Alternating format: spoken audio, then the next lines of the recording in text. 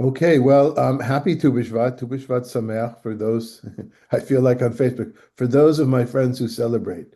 I say this because I haven't connected well with Tu B'Shvat in recent years, probably because there's no children around.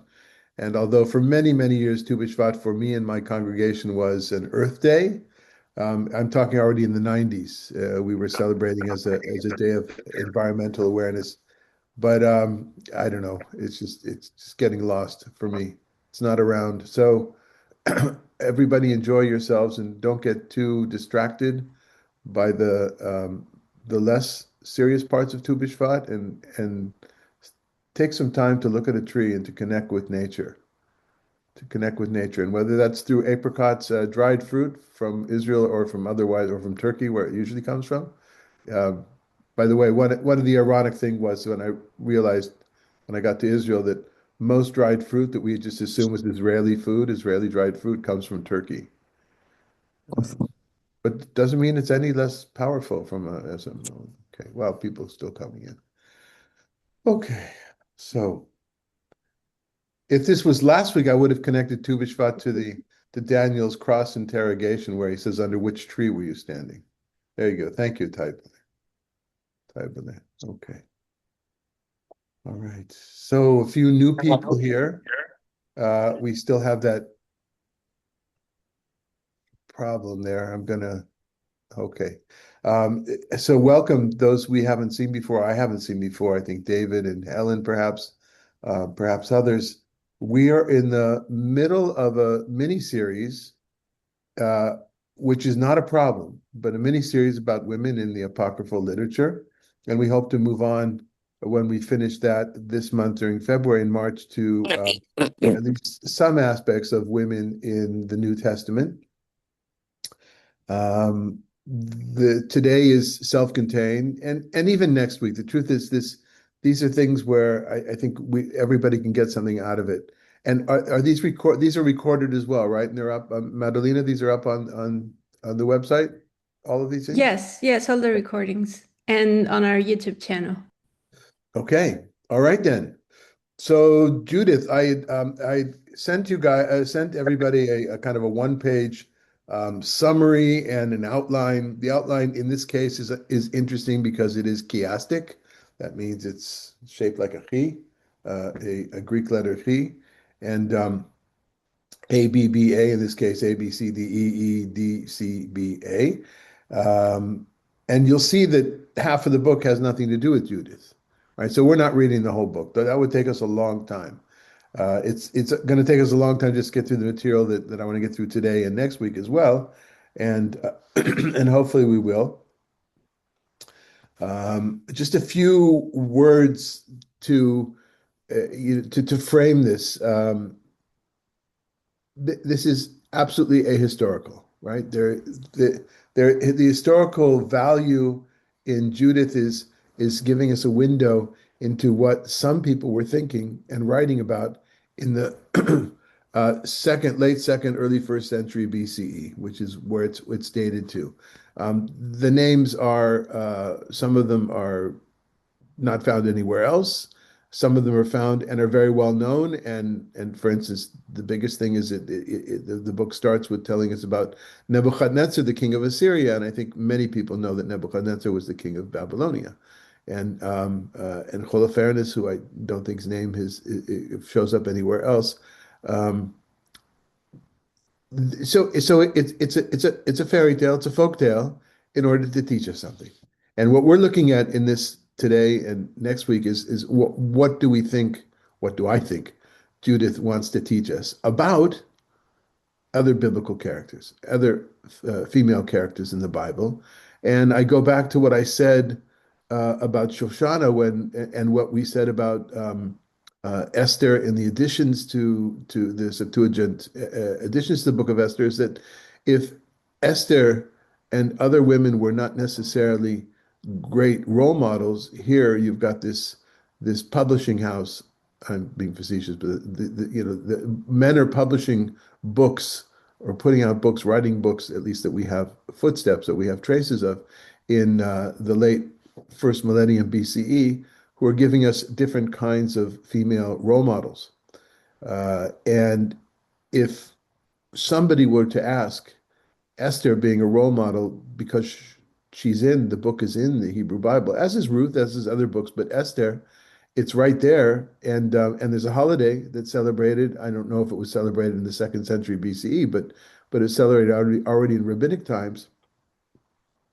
If forget the tale, forget the story that we've already brought up already, that she's married to a non-Jewish man and she's sleeping with him, and that she's living in a non-Jewish palace with probably not kosher food. And it doesn't say that she was eating vegetarian the way that it tells us in the book of Daniel that he was eating vegetarian. She's doing a lot of stuff which isn't terribly kosher. But even aside from that, what's her name, right? Where does the name Esther come from? Anybody?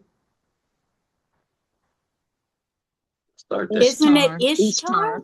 Yeah, Ishtar, Astarte, one of those, right? But she and Mordecai, whose name comes from Marduk, they're the him and her gods, right? They're. It's like I don't know what it'd be like today. I don't want to offend anybody because I found moving to the United States that a number of Jews have names that I always thought were Christian names, but it's like, Christina and Christopher are married together.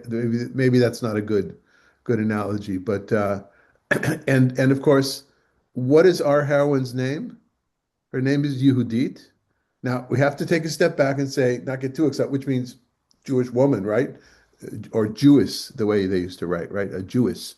Um, we have to be a little careful with that, only because Aesop has a wife named Judith as well, which is ironic for those that read in Breshit, and the name comes up another time, at least I think in the Hebrew Bible. But still, I think it's pretty obvious that we want a new role model for a female role model, and her name is absolutely is Jewish person or Jewish woman. Tybal, do you want to say something?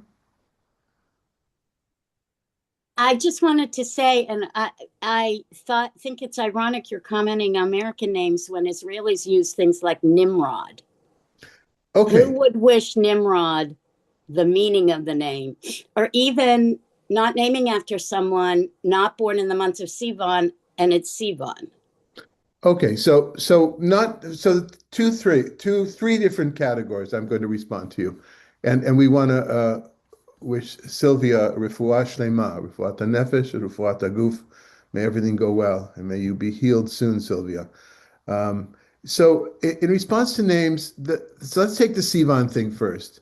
So Sivan, not in the month of Sivan. I don't have much to say, but it doesn't feel like it's ideological. Whereas Esther, I don't know.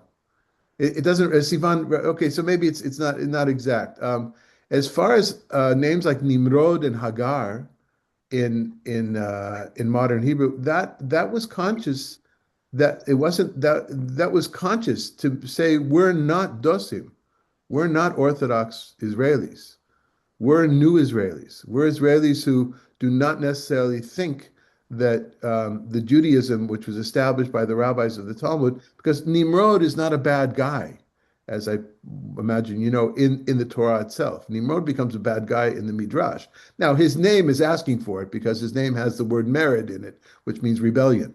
But and look, there's a lot of things to be said about names, and we're never going to be exact, but in the same way that Ruth surely comes from the word re'ut, friendship, and Boaz's name comes from strength, and so on and so forth. We have so many names where the names are very, very important. In the background, I think it's relevant here that Yehudit. I don't have anything to say about the other names, but Yehudit is so, except for the tribe that Yehudit is from. Yes, Rabbi Malka. Thinking about the name Zerubbabel in the Tanakh too. So Zerubbabel is a positive character in the Tanakh. So Right, but he has the name the seed of Babel. yeah. Okay, I see what you're saying. Yeah. The whole Second Temple name thing is an interesting thing. Yeah, very interesting. Okay, or or for that matter, Rabbi Ishmael, right? If we zoom forward centuries. Okay, let's get back to Yehudit if we can. My fault. All the distractions are always coming from me. I realize that. So we have this book, this story that begins with a very petty king who is taking revenge for the people that didn't bow to his power. Uh, if you look, I don't know if anybody has the outline, but you don't really need it. But I think it was labeled Judith Part One, maybe. Um, it- First there's a campaign against the nations that did not, bow to his will, and then Israel is in the pathway of everything, so they're greatly terrified. Um, Joachim prepares for war. Joachim here is not the king; he's the high priest, and that's going to come in our part of the story as well, in Judah, in the second part of the story. Holofernes, who is his greatest general, plans for the attack and talks with Achior, and Achior tries to Achior is one of his generals or colonels or whatever, or his wise people, tries to convince him that you're not going to win against the Israelites, because the Israelites don't get defeated by force. They're defeated if they sin. If they sin, then God will allow them to be defeated. If not, God will protect them. He's therefore kicked out of the Assyrian camp. He's delivered, tied up to the city of Bethulia. Bethulia, perhaps that's Beit El, perhaps that's Betulia. The Greek translations, the versions of Greek have all different kinds of spelling for this. Nobody knows exactly, but the thinking of Beth El would be it's kind of there's a conflation in this book of the northern kingdom and Judea, right? So we don't want to look too careful. We don't want to look for contradictions. They're all over the place from the Hebrew Bible. But maybe Beit El symbolizing the holy place of the northern kingdom, and that's why it's called Beit El. Others have said, I think already, I think I saw a source, though, a pre-modern source. It says Betulia, Betulaya, the Virgin of God. Judith, that intimating that that's who she is. She's a virgin of God. We'll talk about that in a second. And then, so now turning back the other way from the chiastic structure, Achior talks to the people, that is the Israelite people who are in Betuel, and Holofernes prepares for war, and once again Israel's greatly terrified, and a campaign, a war. And so that explains the structure if you're looking at the structure, but that's the background. The background is, and that's like half the book, right? A little bit less than half the book is about something that has nothing to do with Judith, that doesn't mention Judith even. Judith is not introduced until chapter 8, and that's what we're going to do today. So that's I'm setting it up. The background is the people of Israel, symbolized by the people in this one city or village, are terrified. They're up against destruction. This is a story that Israelites, Jews, people of the Hebrew background have known time and time again. So many different stories, so many different books that tell this same template. And here it is again. They're up against the wall. How are they going to get out of it? And that's the background for our story. Okay, that took perhaps a little bit. No, that's all right. 15 minutes for that. Any comments or questions before we get to the actual text of today, which is Judith and a little bit about her life?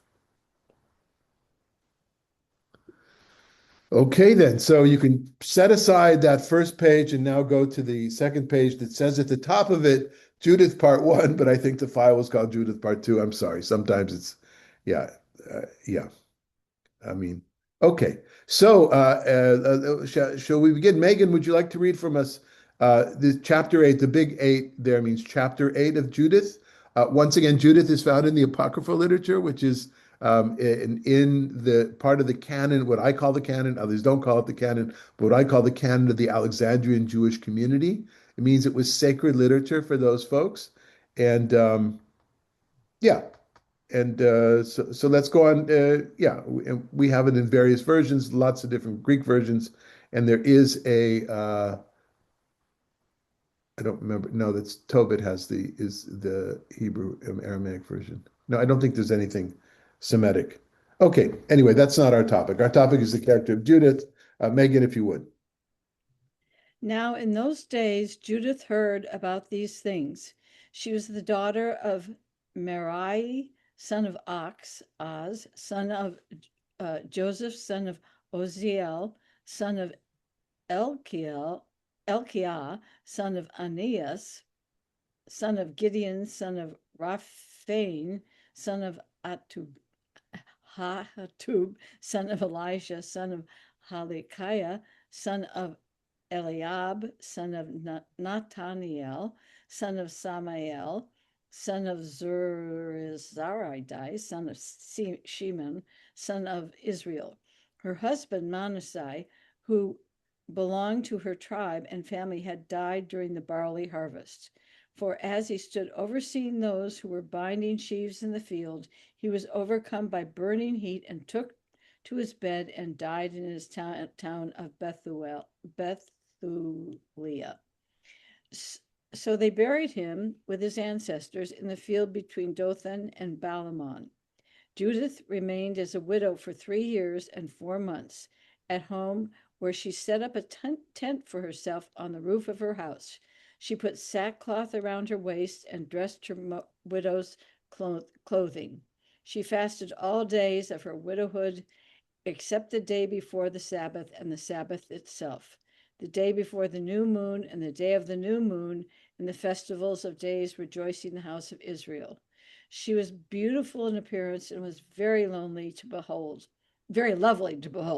Her husband Manasseh had left her gold and silver, male and female slaves, livestock, and fields, and she maintained this estate. No one spoke ill of her, for she feared God with great devotion. Okay, lots of information to go on. So why don't we start like this? Reactions. What do people see? What do they feel? What do they hear? What is different from this woman than from other women that we know about from ancient Israel? Please go ahead, either speak up or raise your hand, whatever you'd like. Well, she's well established. It seems like her husband, who died, seemed like a righteous man, hardworking man, died during the harvest, maybe overworked. She was wealthy, and she followed. It seems like she really mourned her husband, did everything right, Everything right. Everything right. That's an interesting comment there. Everything right. Yeah. Whose standards, James? Well, I think by the Jewish community standards, or by the religious Let's be a little bit more specific. By the Jewish community. Who in the Jewish community? Well, by the leaders, the rabbis, the priests. I don't know who would be the Okay, leaders. so I'll make it easy for you. Was it more than 50% of the Jewish community? Probably. So that's what I'm being a troublemaker. I'm sorry, but it's a very manly view of what an ideal woman is. Let's just make sure that. Oh, okay. I see what you're saying. Yeah, from a feminist point of view, I think it's important for us to say that. Yes, of course we are, we're surprised she has all that gold and power and honor herself, but of course she's done the right thing, right? Not only has she done the right thing by wearing sackcloth and mourning her husband all this time, this is a few years later, but she's also remained chaste. Is that how you pronounce it? Chaste? Am I using that right? She's remaining sexually inactive. Okay. Table, you wanted to say something. I'm sorry. Names are one of my thing, which is why I'll take responsibility for that earlier digression. But I did notice the combination of the names of Judith and Manasseh. So Judith is the template by her name for a Jewish woman, and Manasseh is a really interesting tribe name for her to be paired with. So here her name is Menashe, but you'll notice the tribe is not Menashe. Oh, in the English, I only see the English, which to me is transliterated the same way the tribe name is. No, it is, but that's his name, but he's not it's like somebody whose name is Shimon who's in the tribe of Judah. No, I get it. I just think names, okay. Particularly in a Judaic context, I think names have significance. Yes. So in this case, I would say significance is royalty, right? Ephraim and Manasseh are part of the royalty, would you not say? I guess I was more focusing on is the examples of brothers that got along. Okay. From the Friday night blessing, and that Manasseh, as the older, was clearly comfortable with Ephraim as the younger, given the bigger place in the Jewish world. Well, at least the biblical narrator wants us to think he was perfectly comfortable. Who knows how that worked out in reality, if there was a reality. What other names do you see that? So if you're on names already, Taiba, what other names would you give some importance here? Anything else? Well, Nathaniel's always a great name, anything with the L. Gift of God. I mean, a lot of them are not at least names that were repeated a lot elsewhere. But what else? How about this? How about the tribe? And you've talked before in previous weeks about this particular tribe. How about this tribe that she's from? I'm sorry, you've got it. Okay, so when there's a parentheses, that means that that's my adding because that means the textual evidence is very unclear, and it's pretty clear that after Tsui Shaddai on the third line came the word son of Simon, and that's where it ends, meaning that she is from the tribe of Simon of Shimon. What But- might that mean? But actually, at this point in time, Shimon's gone. It's been absorbed in Judah. But it's not about history though, remember? It's about literary character. But I'll push back and say the symbolism. So the woman Judith, there's a connection to the tribe of Judah. Perhaps. And you know, Shimon got punished because of Shimon and Levi. What not did they having do? impulse. What did Shimon and Levi do? They didn't have impulse control, as would say in the modern parlance. Okay, that's one half of it. What's the other side of that coin? Are you talking about why Shimon's numbers died more in the plague? Because No, and I'm talking about the other flip side of the coin, what they had no impulse control. Well, it was basically that they stood up for their tribe, that they were not going to let them be intermarriage. No one was going to mess with Joseph. So they stood up for their sister, not for their tribe. The story takes place when they're still brothers and sisters. But not only that there would not be intermarriage, James, that their sister was raped, and in their view, yeah. So what seems to one side of it, my point was, Tybal, that I keep saying Tybal, it's Table. When one person sees a lack of impulse control, another one sees standing up for the rights of. Yeah, I'm not taking a position. Oh, and you know what? And they're the two, whatever. And it is Tybal. It is the Yiddish. Okay. All right. I'm sorry. And you've told me at least twice, so I'm going to try to, okay.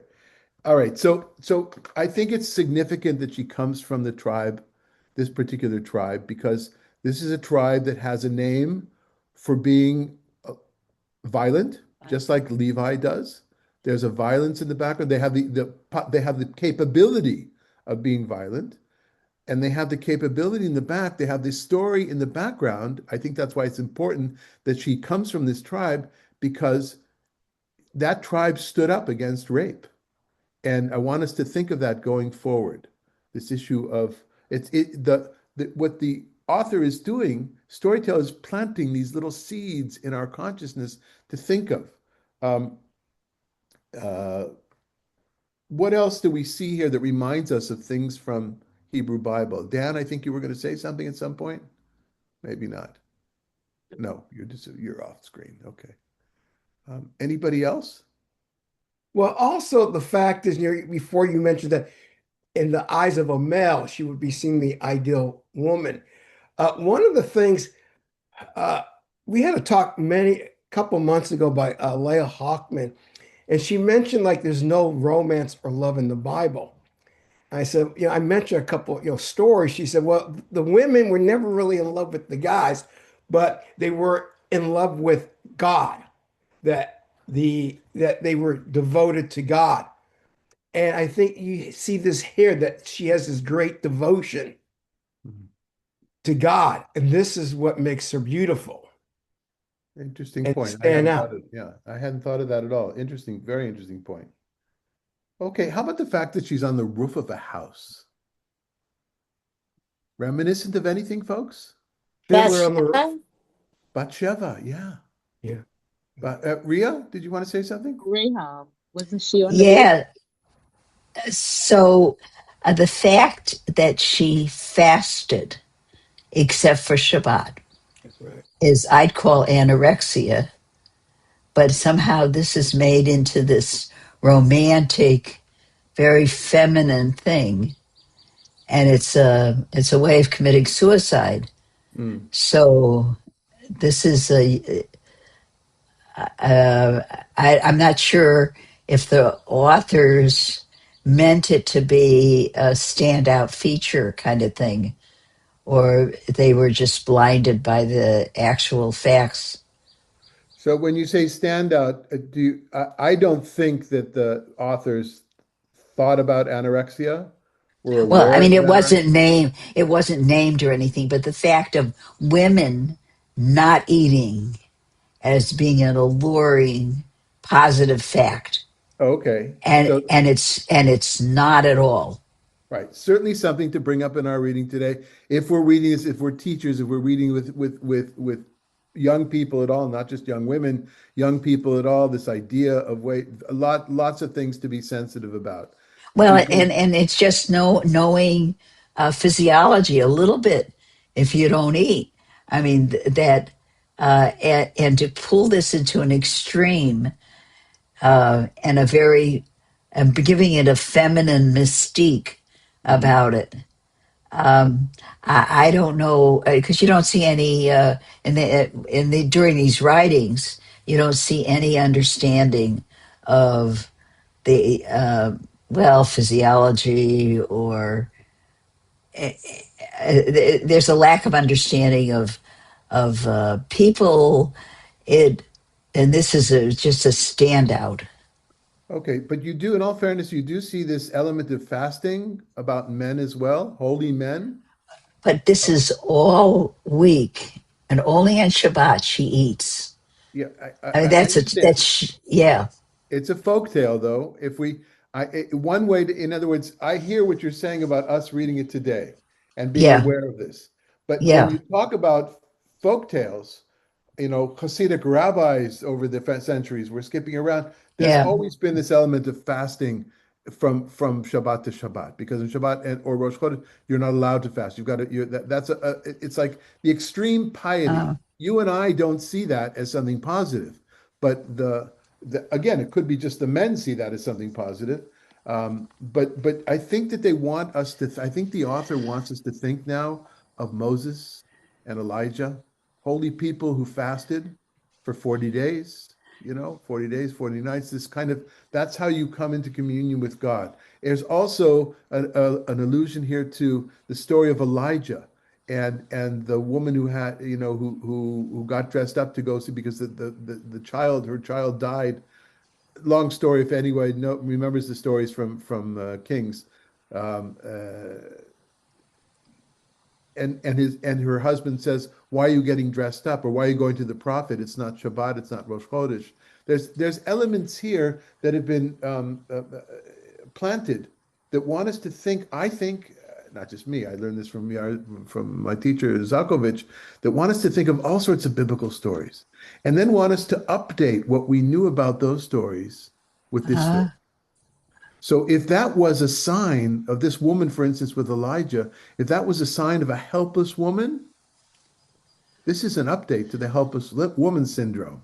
If we're thinking of, or a poor woman in the Elijah stories as well, a poor woman who's reaching out, or Ruth, who's a poor woman who needs a man's yeah. help. No, this is an update to that. In other words, it's kind of a jolt. We're talking now about a new woman, and hence the name Yehudit, I think, because by this time those people are already called. The term Yehudit is already used in the first and early second century, late second century BC. Uh-huh. Any other allusions that people see here? Oh, by the way, on the roof of the house, I think Bathsheba, you think of a woman who gave herself over to the king. As much as we understand the manipulation of David, we understand today, but she could have said no, right? You know, but we're meant to think of those kinds of things. Sex is involved here, power is involved here, helplessness is involved here, raising these issues. Um, Oh, and one more thing. In the part that we didn't read, it is presented that Israel can nothing bad can happen to Israel as long as they do God's ways, as long as they obey God, right? It's that Deuteronomic theology that we have so prevalent in for those that are studying together, Tobit as well on Thursdays, those of us. And she is the epitome of piety. She's the epitome of that, what somebody spoke before James spoke about the romance with God, right? The woman who's in love with God.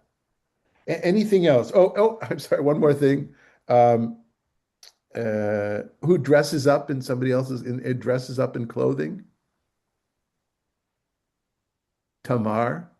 So where Tamar played a role in a big role in the last story that we did in Shoshana and Susanna. There's a background of Tamar here as well, and finally, yeah, and some other women that will come up later on. Okay, Sort of when they mentioned that her husband died during the barley harvest, made you think of Ruth. is a reference to Ruth, right? Would you agree? Is that Yeah. what you're saying? Mhm. Yeah, I absolutely right. Yeah, okay. All right. Susan, do you want to read for us number 9, verse 9? Yes. When Judith heard the harsh words spoken by the people against the ruler because they were faint from lack of water, and when she heard all that Uzziah said to them and how he promised them under oath to surrender the town to the Assyrians after 5 days, she sent her maid in charge of all she possessed to summon Uzziah and Shabris and Sharmis, the elders of her town. They came to her, and she said to them, "Listen to me, rulers of the people of Bethuel. What you have said to the people today is not right. You have even sworn and pronounced this oath between God and you, promising to surrender the town to our enemies unless the Lord turns and helps us within so many days. Who are you to put God to the test today and to set yourselves up in the place of God in human affairs? You are putting the Lord Almighty to the test, but you will never learn anything. You cannot plumb the depth of the human heart or understand the workings of the human mind. How do you expect to search out God, who made all these things, and find out his mind or comprehend his thought? No, my brothers, do not anger the Lord our God. For if he does not choose to help us within these 5 days, he has the power to protect us with any time he pleases, or even destroy us in the presence of our enemies. Do not try to bind the purposes of the Lord our God, for God is not like a human being to be threatened, or like a mere mortal to be won over by pleading. Therefore, while we wait for his deliverance, let us call upon him to help us, and he will hear our voice if it pleases him. Okay. So it's not a prayer, right? We've seen in other apocryphal and the apocryphal additions to biblical books that prayers are inserted very often where at some point in the history, history of theology of the Jewish people, somebody says, why aren't they praying? Because there's not a lot of prayer, personal prayer in the narratives of the Tanakh, the Hebrew Bible. So this is not a prayer, though. This is a speech to the leadership. So Uzziah and Chambers and Sharmis, they are They are the local leadership. He's the one in the part that we didn't read beforehand who says, we're going to give in. Because we can't take the siege anymore. We're thirsty. We're going to give it 5 more days. Why the 5 days? I don't remember why that's I don't remember why not just give in right away. Of course, if they gave in right away, there would be no room for this story to happen. She needs to have the 5 days for her to work, so it's needed for the plot. And and what she's saying to them, she's the rabbi, she's the prophet, saying, "You men, you don't understand how God works. You've got to pray. It's all in God's. You can't give in, but you also can't fight because that's ridiculous. One little town against, hundreds of thousands of soldiers and cavalry, and so she's reprimanding them, okay, and so let's go on a little bit more with this. Yes, Chuck. Comment at the end of this, it says, God cannot be won over by pleading, so let's plead with him. Let's pray to him. Well, wait a minute, that's a conflict right there. Yeah. No, it got it. It doesn't. I think that it's. Yeah. I'd have to look at the Greek.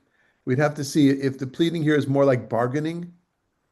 You're trying to manipulate, trying to bargain. Malka, why don't you say you've got something to say, and I'll quickly look and see if Moore has a comment on In that. verse 12, talking about allusions to other stories in the Tanakh. In verse 12, am I in the place, put yourself in the place of God? It reminded me of two stories. When Rachel pleads to her husband, he give me children, or I shall die. And then he answers, am I in the place of God? And Right. also the story when Joseph meets his brothers and he's saying that he's not in the place of God. It just reminded me of those two stories. Right. And in both of those stories, God is working very much in the background to make things happen, whether it's bringing a baby or whether it's, Joseph coming up and, and saving the rest of the people. So I think another translation here, other than here, is let me read Moore's translation, which is directly from the Greek. This is the New Revised Standard Version, what we've been reading here.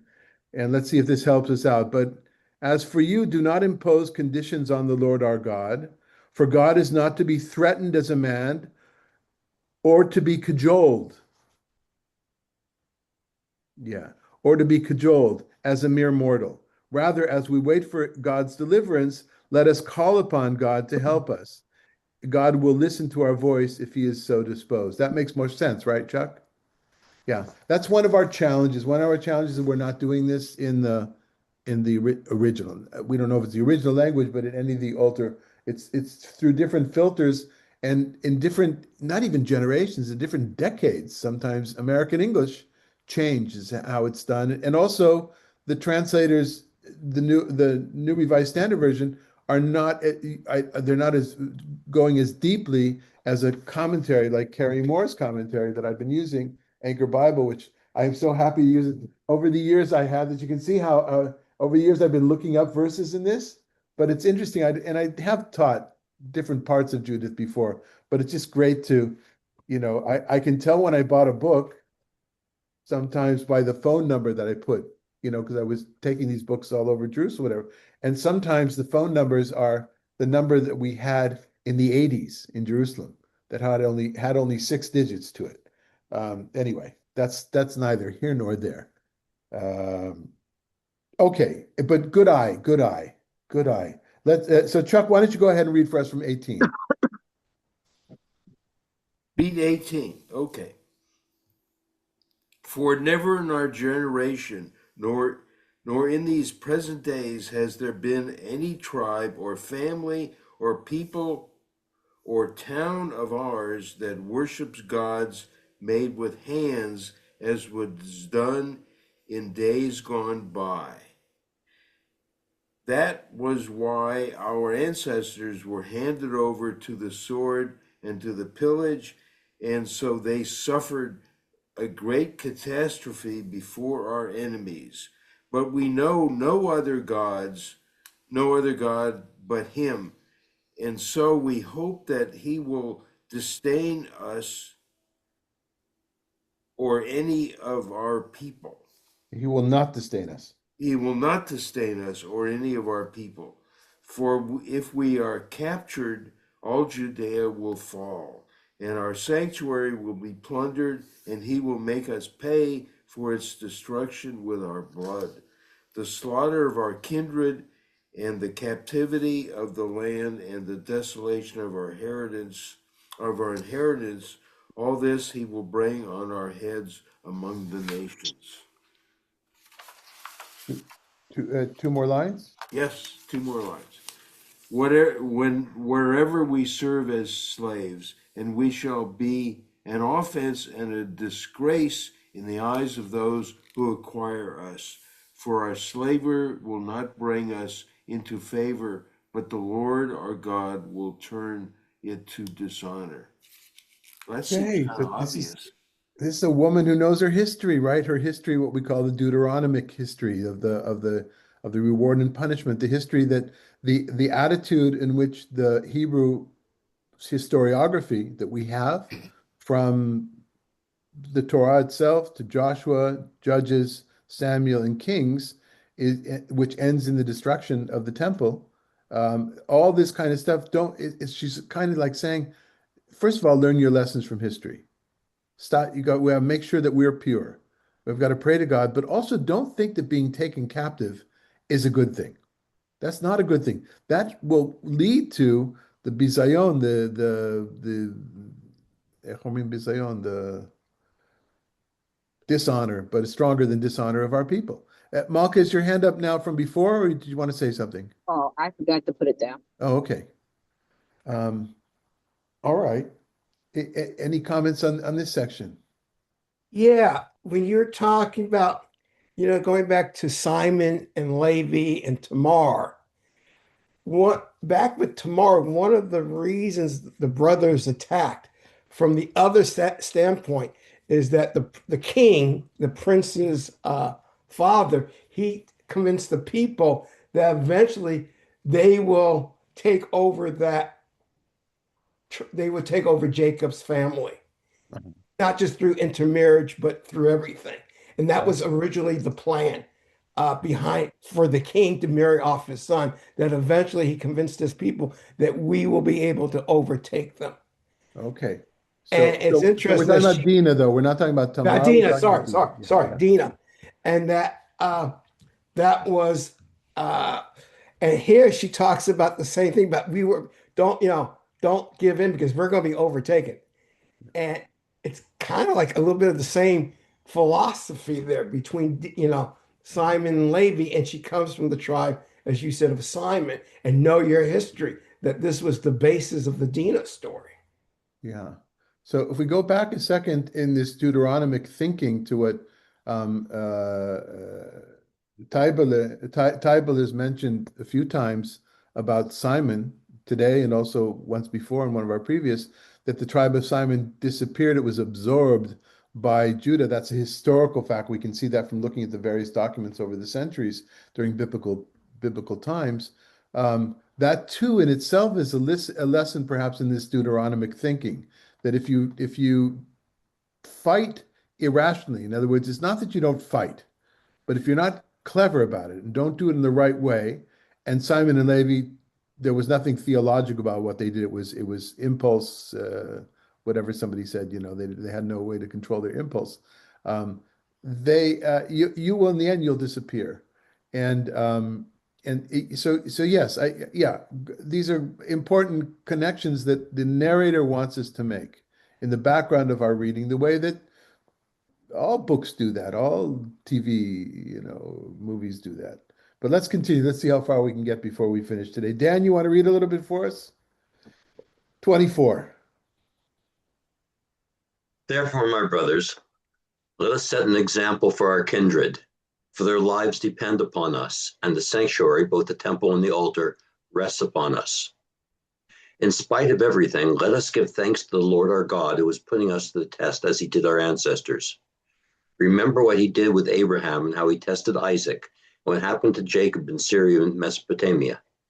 Well, while he was tending the sheep of Laban, his mother's brother. For he has not tried us with fire as he did them to search their hearts, nor has he taken vengeance on us, but the Lord scourges those who are close to him in order to admonish them. Okay. So a few things here. Some of the connections are explicit by names. While we think of Abraham being, and remind me to say something about the temple that's come up in the previous paragraph. But anyway, back if we always think of Abraham as and it's set and God tested Abraham. So we don't have a line in Genesis that says and God tested Isaac, but it's kind of being tested when you're you're being put on the altar. There's a test involved there, and then it could be also Isaac and both that and Isaac was his whole life was being tested. His two sons, everything. I mean, the whole thing. All of Genesis is a big test, right? Um, and the same thing with Yaakov having to go to Padan Aram, which here is listed as Syria and Mesopotamia, but that's that's where it is. And mentioning Lavan, all these things, all these stories, these are not just hinted at. These are explicitly said here. Remember, all of our forefathers, interesting, there's no foremothers here, but forefathers were tested in this way. We too are being tested. And finally, the last line, but the Lord scourges those who are close to him in God in order to admonish them. Ring a bell, anybody? It's almost a direct quote. After God kills Aaron's two sons for offering foreign fire. And the text says, and Moses said, and that's what God means when God deals this way with the ones who God feels close. It's almost a direct quote from that particular verse. So that too is being brought. In other words, you're playing with fire. Now, why do they mention if it's Bethuel or Betul Yael, whatever the place is called? Why does it keep mentioning this paragraph before the temple and the sanctuary? We're used to thinking of, well, for the north there was Bethel, and for for Judah there was the temple in Jerusalem. Well, everything's been conflated together. As I said, it's ahistorical, absolutely ahistorical, and so Bethuel here is presented as the last. In other words, if we fall, the temple in Jerusalem will be destroyed as well. Right? So don't think historically, this is totally ahistorical, but this is how it's being presented here. We're the last wall, the last barrier for the enemy to destroy the temple. Yes, Tybal. So you said Bethel, which was in the south of the northern kingdom, but you didn't say Dawn? No, because the text doesn't say done. The text says Bethel. I said it could allude. Could be hinting at Bethel. But Dotan that's mentioned here is not there. Dotan's in the hillsides. So I didn't mean Dotan. I meant Don. No, I know you did. Don isn't mentioned here at all. But okay. I can't tell you why. Because I think of them as paired. Yes, in biblical literature they are paired, but we're beyond that, and he's not exact. The author here he's like taking stuff from all over the place. So what I said about Dotan, it can't be Bethel. If it's Bethel, it's not Dotan. They're in different areas. Continue, and also the whole thing. Not only is it ahistorical, it's geographical, if there's such a word. But and it's ironic because in Moore's commentary, there's a whole. There's like pages and pages of maps, which I think is funny. But I think, maybe that's what he needed to show why it's not geographical. Go ahead, Dana. Let's do another paragraph, if you would. Okay. 28. Yeah, okay. Then Uzziah said to her, all that you have said was spoken out of a true heart, for there's no one who can deny your words. Today is not the first time your wisdom has been shown, but from the beginning of your life, all the people have recognized your understanding, for your heart's disposition is right. But the people were so thirsty that they compelled us to do for them what we have promised and made us take an oath that we cannot break. Now, since you are a God-fearing woman, pray for us, so that the Lord may send us rain to fill our cisterns. Then we will no longer feel faint from thirst. Okay, interesting twist here. You are, of course, right. You've been right all of your life, which we could understand as being facetious as well, of course, right? But I think it's meant to be, you're right. But our hands were tied. Does that sound familiar to anybody? Our hands were tied. They compelled us to do this for them. When Moses comes down from the mountain and the golden calf, and that's what Aaron says. It's not my fault. They made me do it. Very common thing. But again, the people. Where is leadership? What is leadership? And we need the rain. But and praying for rain to come down, fill the cisterns. Back to Elijah and the prophets of the Baal. There's a lot of ways to solve problems. And all this is setting it up. All the biblical references here are setting us up to think of all those things, because going forward, it's going to be a rather unique solution to the problem. Okay, relatively unique. Not unique, but relatively unique. Okay. So, Eileen, do you want to read the 32? Then Judith said to them, "Listen to me. I am about to do something that will go down through all generations to our people. Stand at the town gate tonight so that I may go out with my maid. And within the days after which you have promised to surrender the town to our enemies, the Lord will deliver Israel by my hand. Only do not try to find out what I am doing, for I will not tell you until I have finished what I am about to do." Uzziah and the rulers said to her, "Go in peace, and may the Lord God go before you, to take vengeance on our enemies." So they returned from the tent and went to their posts. Okay, let's take a little break here. An interesting way for a narrator to keep the suspense in the plot, keep the plot suspense. Have one of the characters say, "And don't even ask me, I'm not going to tell you what's going to happen." Interesting way, just from a literary point of view. I'm not going to tell you, but of course that brings what is going to happen. Our greatest and maybe some of you have never read this, never heard of the story. I doubt it. I think everybody somehow heard something about this story, but just imagine what it's like to hear it for the first time. Mm. Just imagine. Okay. Let's squeeze in another few if we can. Who do we have? James, you want to read for us? We're at the beginning of chapter 9.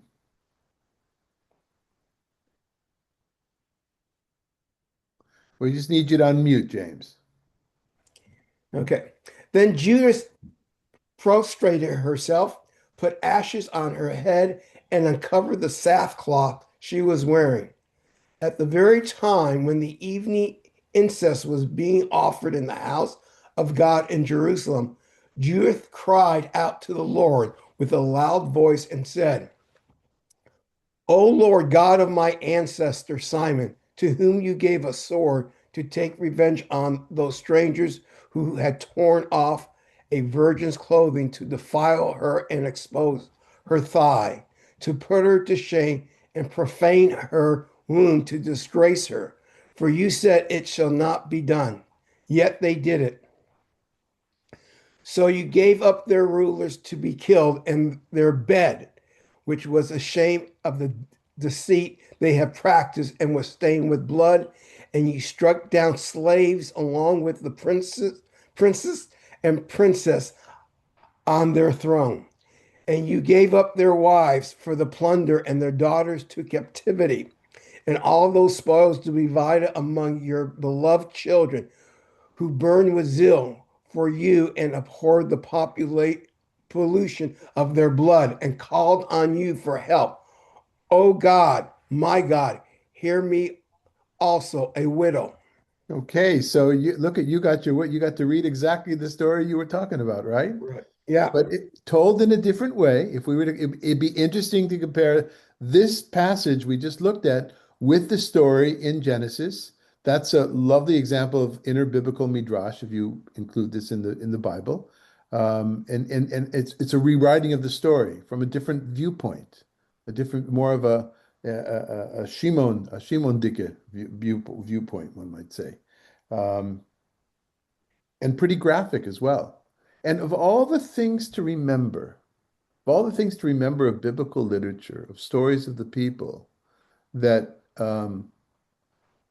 before she's going out to battle, this is the one. I can think of one, well, afterwards, well, I'll say another parallel, which doesn't seem to, it's up here in the background, but of all the things she could think about, all the trials, this is the one she does. She wants us to think of rape, of sex, of physicality. Yes, Taiba. Were you thinking of Pinchas, who was also from the tribe Yeah, of yeah. Shimon? No, Pinchas is not from, it's actually Zimri who's from Shimon, Oh, sorry. but Pinchas is a Kohen. That too is probably in the background. You know, the name Merari is in there as well, which is a Levite name in her lineage. So that's probably in the background as well. I, what was I thinking of? Okay, it slipped my mind right when you asked the question, what I was going to respond. Okay. But let's go on a little bit. James, why don't you continue with her prayer, her prayer, verse 5? For you have done these things, and those that went before, and those that follow. You have designed the things that are now and those that are to come. What you had in mind has happened. The things you've decided on present and presented themselves and said, here we are. For all your ways are prepared in advance, and your judgment is with foreknowledge. Right, which is an interesting theological concept, right? Right. How could there be free choice if everything's known beforehand? Maybe, go ahead. Yeah, I was thinking, we're when you were talking about that they were going to be overtaken. One of the things that we don't really think about a lot, but when armies overtake another, culture, there's a lot of rape that goes on. Exactly. This is maybe why she didn't want to give in to beginning, because you talk about, you don't think about these, but horrible things happen to the victims. Yeah, Even in Judaism, we have that whole thing about, if a soldier takes a woman or find, he's to allow her to mourn for 30 days. right. You and I think that this is somewhat behind it. When you think about this, is one of the reasons why she wants to stand up, because the outcome will not be good for the women in the long run, and she knows it. Absolutely. Yeah. Good point. And it'll become even stronger as we move on. Okay. Dan, do us a favor. Why don't you, let's try to finish up the chapter. And if you could speed us up a little bit. We're at verse 7, and we'll at least get to the end of chapter 9. Here now are the Assyrians, a greatly increased force, priding themselves in their horses and riders, boasting in the strength of their foot soldiers, and trusting in shield and spear and bow and sling. They do not know that you are the Lord who crushes wars. The Lord is your name. Break their strength by your might and bring down their power in your anger. For they intend to profane your sanctuary and to pollute the tabernacle where your glorious name resides, and to break off the horns of your altar with the sword. Look at their pride and send your wrath upon their heads. Give to me, a widow, the strong hand to do what I plan. By the deceit of my lips, strike down the slave with the prince and the prince with his attendant. Crush their arrogance by the hand of a woman. For your strength does not depend on numbers, nor your might on the powerful. But you are the God of the lowly, helper of the oppressed, upholder of the weak, protector of the forsaken, savior of those without hope. Please, please, God of my father, God of the heritage of Israel, Lord of heaven and earth, creator of the waters, king of all your creation, hear my prayer. Make my deceitful words bring wound and bruise on those who will plan cruel things against your covenant and against your sacred house and against Mount Zion and against the house your children possess. Let your whole nation and every tribe know and understand that you are God, the God of all power and might, and that there is no other who protects the people of Israel but you alone. Okay. Any comments before we wind up today? That's a prayer in spades. Really. It Very reminds me of explicit. so many prayers in the Tanakh, like, well, your strength does not depend on numbers, but you are God alone. It reminds me of the Amidah. Yeah. There's an allusion here to Egypt, the Egyptian Mhm. army with the horses chasing Horses. after them, and God is your name, a quote from this last week's Torah portion. Um, the And when arrogance, Moses has to, when he says, if you destroy your people, what are the nations going to think? And when that's Mhm. what she's making that point to. If you do this, your name is gonna be profaned among the nations. Yeah. So I'll make this one interesting point, which is not to the character of women here, which is our main point, is to canonicity, which is a meta point of this little series here. What books are part of the canon or not? It is interesting, I think, that as we read, we haven't seen a reference to a story that we don't know.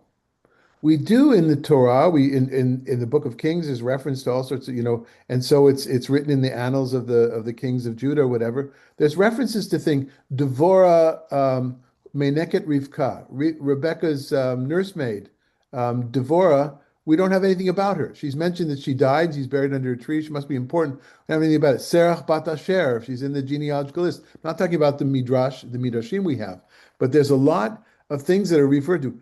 I don't think there's been anything here that's not referred to, which is not in the Hebrew Bible as we know it, which does serve to show at least that much of the canon, the way, or at least part of the canon that we know today, be the canon of the land of Israel, that's the situation here as well. In other words, no reference to other things. But I don't know. That might be too big of a step. I'm sorry to have gone over to overflowed for a few minutes, but we'll begin with chapter 10, and I'll put out a new sheet, which will start with 10 and then go on to the other. I'm going to try to give excerpts instead of reading the whole thing. Otherwise, we'll be here for weeks and weeks. Okay. Thank you for being here again, Sylvia. She should have a refuah shlema, refuat nefesh, refuat aguf. Thank you, Madalena, for facilitating us, and see you all next week, and happy Tu B'Shvat.